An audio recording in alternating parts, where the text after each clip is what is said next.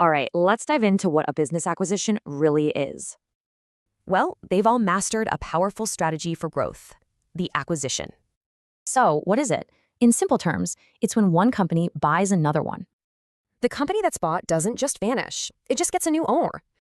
But why do they do this? It's not just a power trip. There are sharp strategic goals behind it. In these goals, they lead to totally different kinds of deals. Let's break them down. First up, you've got the horizontal acquisition. This is when you buy your direct competitor. The whole point here is to dominate a specific market and just become way more efficient. Like when Marriott bought Starwood. Bam! A global hotel giant with massive market power. And remember when Facebook snapped up Instagram? That move neutralized a huge future threat.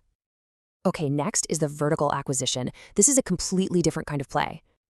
This is all about owning more of your supply chain, from the raw material to the customer. So you can either buy your suppliers or buy the businesses that sell your product. Think about IKEA buying its own forests. That move secures their wood supply and controls costs. Or Netflix, they went from just distributing content to becoming their own production powerhouse. And now for something totally different, the conglomerate acquisition. The idea here is simple. If one business has a bad year, it won't sink the whole ship. Berkshire Hathaway is the perfect example.